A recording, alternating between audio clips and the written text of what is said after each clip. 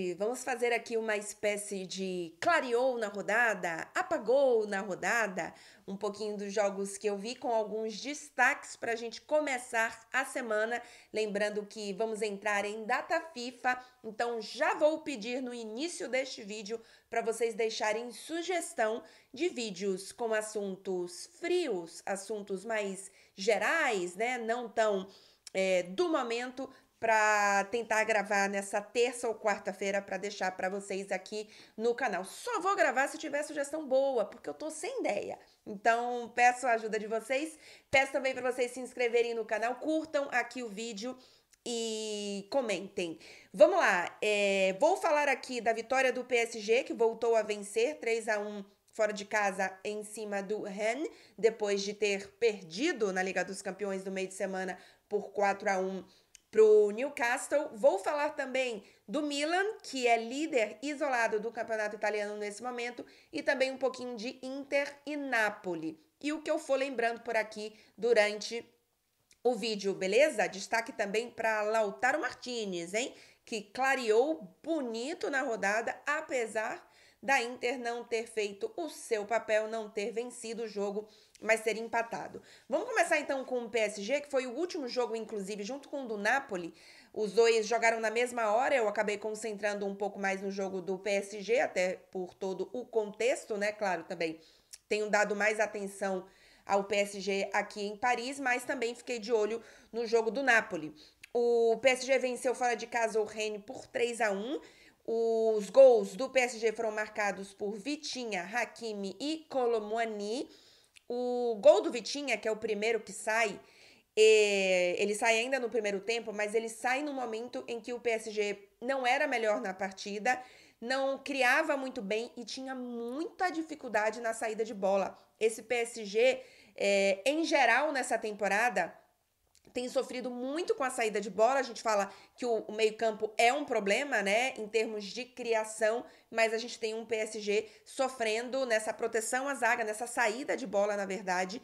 Alguns gols que o PSG tomou nessa temporada, gols importantes, é o caso, por exemplo, do gol que o Marquinhos erra na saída de bola contra o Newcastle e o PSG estava sofrendo muito até o gol que o Vitinha faz. Depois disso, a sensação é que o Rennes meio que desistiu da partida, facilitou muito o jogo do PSG. O Hakimi, por exemplo, faz um gol de cabeça sozinho. Faltou realmente o Rennes manter a pegada que estava ali nos primeiros minutos, e aí o PSG teve um jogo fácil, perdeu muitos gols. O próprio Rennes também perdeu algumas oportunidades. O placar foi 3-1, mas se tivesse terminado 5-3, teria ficado condizente com a quantidade de chances que foram criadas e que foram desperdiçadas. Mbappé fica 4 jogos sem marcar. Isso não acontecia, inclusive, desde 2018. Estamos falando do maior artilheiro da história do PSG e, de fato, 4 jogos sem marcar é muito. Ele perdeu um gol depois de ter feito todo o trabalho mais difícil, depois de tirar o goleiro da jogada, mas acabou perdendo o gol com gol vazio, né? Então, realmente, não era jogo do Mbappé, apesar dele não ter feito um jogo ruim. Ele criou bastante, gerou muito perigo, mas acabou não convertendo as chances que teve. Vale, para finalizar aqui, o PSG mudou a escalação em relação ao do meio de semana, né? O Luiz Henrique voltou ao esquema de 4-3-3, fazendo a observação que nesse esquema do 4-3-3, em que os 3 de meio campo são o Ugarte, o Zaïre-Emery e o Vitinha abre bastante pela esquerda, o Mbappé fecha um pouquinho, e no fim das contas ele acaba fazendo de fato o 4-2-4 que ele começou contra o Newcastle. A diferença é que no 4-2-4 que ele começou diante do Newcastle, ele tinha realmente apenas 2 meio-campistas, né? O Ugarte e o Zaïre-Emery, e ele tinha 2 centroavantes, o Colomani e o Gonçalo Ramos. O Colomani, no fim das contas, acabou fazendo um pouco desse papel do Vitinha, mas ele não fazia o papel que o Vitinha faz no meio-campo.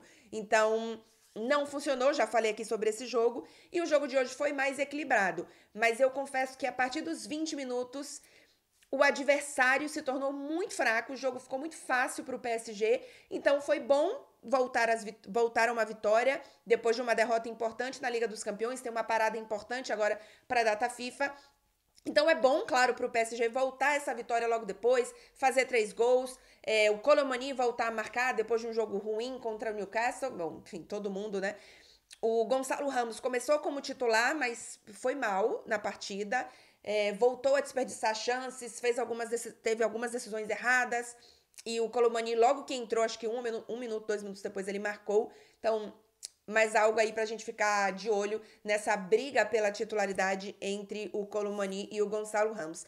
Acho muito difícil que o Luiz Henrique repita aquele esquema que ele fez contra o Newcastle com os dois centroavantes, né? Com o Colomani e o Gonçalo Ramos. Eu acho que, pela declaração dele e até um pouco pelo que ele vinha fazendo até antes do jogo contra o Newcastle, ele vai usar essa formação de 4-2-4 outras vezes, mas eu acho que não com esses dois jogadores dentro da escalação. Então, vamos ver como é que segue a sequência do PSG. Hakimi muito bem no jogo, fez gol, deu assistência. O Dembélé deu uma assistência também. E o PSG agora é o terceiro colocado do campeonato francês, com 2 pontos a menos que o Mônaco. Então, é pouco, enfim, apenas 2 pontos, não é uma diferença grande. É muito difícil que esse PSG não volte a brigar pelo título e não leve o título. Mas atenção para esse Mônaco, viu? Atenção, bons jogadores, apesar do brasileiro Caio Henrique estar lesionado, tem mantido bons jogos e é pra gente ficar de olho nesse Mônaco aí pra essa temporada do campeonato francês. Confesso que eu não consigo assistir tantos jogos do Mônaco porque acabo focando mais nos times de Liga dos Campeões, até porque como essa semana eu fiz cobertura do Lens, os últimos 2 jogos que eu já sabia que eu ia fazer cobertura do Lens, eu acabei focando mais no Lens e eu ainda sempre tento assistir pelo menos os 4 principais jogos do campeonato italiano, mas quando tem jogo de Premier League, como foi o caso hoje de Arsenal e City. Então, enfim, não dá para acompanhar todos, mas é pra gente ficar de olho nesse Mônaco. Vou tentar, inclusive, acompanhar um pouco mais deste Mônaco nessa temporada. Passando agora pro futebol italiano, lembrando que você pode se inscrever no canal e é de graça. Se você não se inscreveu ainda, se inscreve. Curte o vídeo, um monte de gente começa a assistir aqui, esquece de curtir e depois faz, não curti. Então curte o vídeo que me ajuda pra caramba e lembrem de deixar comentários. Repito, me mandem sugestões de temas mais gerais, campeonato italiano, os principais clubes da Itália, PSG, enfim, mandem sugestões que eu vou tentar deixar alguns vídeos aqui pra semana. Vamos lá, Milan 1-0 Genoa, um jogo loucaço que terminou com os 2 goleiros expulsos, 2 jogadores de linha no gol, já que os clubes já era finzinho de jogo, os clubes não podiam fazer mais alteração, e no caso do Milan foi o Giroud, que fez inclusive uma defesaça meio estabalhada, essa palavra não existe, mas vocês entenderam, e salvou o Milan de sair do jogo com um empate. O gol foi marcado pelo Pulisic. É um Milan que tá tendo um pouco mais de dificuldade para criar. Me lembra um pouco o Milan na temporada passada, que dependia muito do lado esquerdo e que tá sofrendo com a ausência do Loftus-Cheek e do Krunic. Os dois estão lesionados, né? Então, sofrendo um pouquinho com isso, mas no fim das contas foi uma vitória de personalidade e importante que colocou o Milan como líder isolado da competição com apenas uma derrota, que é justamente aquela derrota goleada para a Internazionale, né? E agora, com essa vitória e o empate da Inter, vai para a liderança isolada com 21 pontos. Detalhezinhos sobre isso. Eu falei do Pulisic. O Pulisic já tem 4 gols e uma assistência na temporada. Tá fazendo um muito bom início com o Milan. E atenção, o Maignan, obviamente, ele foi expulso na partida, então ele tá fora do próximo jogo, pelo menos, né? Mas vai ficar mais jogos porque foi expulsão direta. E o Theo Hernandes estava suspenso. Estava pendurado, levou cartão amarelo e tá fora também do próximo jogo. Ou seja, pro próximo jogo o Milan tem desfalques muito importantes. Não tem Theo Hernandes, não tem Maignan. Confesso que não sei ainda a volta do Loftus-Cheek e do Krunic, mas acho que não vão estar ainda disponíveis. Mas, enfim, fica essa observação. E olha só o calendário do Milan na volta da data FIFA. Tem Juventus em casa, com esses desfalques. PSG fora, Liga dos Campeões. Napoli fora. Udinese em casa, Udinese complica os joguinhos. E PSG em casa. Complicadinho essa tabela do Milan. Vamos ver se vai conseguir se manter na liderança depois desse início. Vai chegar aí, acho que o quê? 10ª rodada. Na 10ª rodada já tendo enfrentado os principais times, né? Então pode ser bastante decisivo. Não decisivo, mas bastante indicador de onde esse Milan realmente vai chegar nessa temporada depois da 10ª rodada, que já vai ter enfrentado no primeiro turno os principais times. Se ainda estiver na liderança, é realmente uma questão importante, um ponto importante para esse Milan. A Inter é a segunda colocada, empatou em 2-2, tem agora 19 pontos. Atenção para Lautaro Martinez, hein? Os gols foram marcados, inclusive por Acerbi e Lautaro Martinez. E Lautaro Martinez está fazendo uma temporada excepcional. A Internacional empatou com o Bolonha. O Bolonha, que não vai bem na tabela, está na 10ª colocação, mas é um time que é muito bom na defesa, tem a segunda melhor defesa. Só não tem uma defesa melhor que a Internacional. Levou apenas 6 gols na temporada, no campeonato italiano. Assim como a Juventus, são as duas melhores segundas defesas. A melhor defesa é a da Inter, que sofreu apenas 5 gols. Mas a Inter saiu na frente, fez 2 gols, depois tomou um empate, tropeçando, porque perdeu a liderança. E seu Lautaro Martinez já tem 11 gols em 10 jogos. É muito bom o início do Lautaro Martinez. Ele, inclusive, deixa eu ver se eu deixei salvo aqui. Deixei. Ele só não tem menos gols, contando as principais ligas, né? Que o Guirassy, que joga Bundesliga, então, obviamente, a gente já sabe neste canal que a Bundesliga tem uma média de gols altíssima. Nos últimos 5 anos, todos os anos teve média de gols acima de 3 por partida. Tá jogando pelo Stuttgart e já fez 13 gols. O Guirassy tem 1 gol a cada 47 minutos, olha isso. O Lautaro Martinez tem 1 gol a cada 74 minutos. Aí depois vem o Bellingham com 10 gols. 1 gol a cada 85 minutos. Harry Kane, 1 gol a cada 96 minutos. Ele tem 9 gols na temporada. Eu tô falando das principais ligas, tá? Não contei a holandesa. Na verdade, principalmente a holandesa só. Que tem jogadores aqui acima. Mas muito bom início, então, do Lautaro Martinez.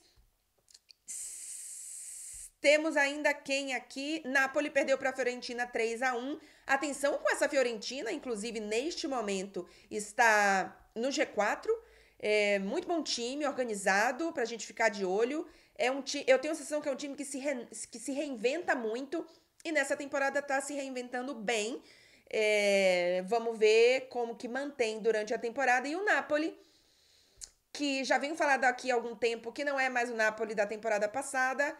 Mais um tropecinho. É um Napoli que, em termos de números, né, não tá tão mal assim na temporada. Eu tô olhando bem aqui pro lado, porque eu tô olhando os dados para poder trazer bonitinho para vocês e não errar os números. Tem apenas tem 3 derrotas na temporada, porque juntou a do Real Madrid.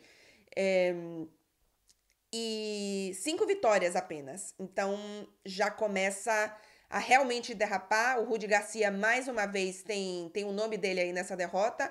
Quando estava 2-1, ele tira o Osimhen de campo. O Napoli estava perdendo de 2-1. Você não tira o artilheiro do time quando você está perdendo por 2-1. Realmente, as decisões do Rudi Garcia, assim, ele puxa o tapete do time, sabe? É realmente frustrante assistir ao Napoli com as decisões do Rudi Garcia. O Napoli tá fora do G4, tem 14 pontos, 7 pontos a menos que o Milan, que o líder, né? Então, a gente vê que o Napoli nessa temporada não vai brigar por título italiano. Eu já tinha essa expectativa na hora que saiu o Spalletti e entrou o Rudi Garcia. Falei isso aqui no primeiro vídeo das expectativas para a temporada dos italianos. Mas vai brigar por Liga dos Campeões, vamos ver o que acontece com esse Napoli. É isso, gente, eu não quero que o vídeo fique muito longo por aqui. Alguns destaques dessa rodada para finalizar rapidamente. A Roma vem de terceiro jogo consecutivo vencendo, com Lautaro marcando, fez um 2-0, depois um 4-0, depois um 4-1, ou foi 4-1, 4-0, enfim. Começa a se encontrar um pouco mais, mas ainda precisa mostrar esse futebol contra um time maior, né? Porque a Roma enfrentou a última goleada, inclusive, foi contra o Lanterna do campeonato. Na Europa League também não foi um adversário muito complicado. Então, essa Roma ainda precisa mostrar um pouquinho mais. Mas, enfim, já começa a crescer. Vamos ver o que consegue fazer. Eu tava tentando olhar aqui rapidamente, porque o Dybala, mais uma vez, lesionou, se eu não tô louca. Eu não consegui assistir a partida da Roma, mas vi que o Dybala tinha lesionado e é uma grande pena, porque a gente sabe que o Dybala na Roma fez uma grandíssima temporada passada, mas ele segue sofrendo com algumas lesões. E deixa eu ver se saiu aqui alguma notícia, mas não, ele apenas lesionou e tal.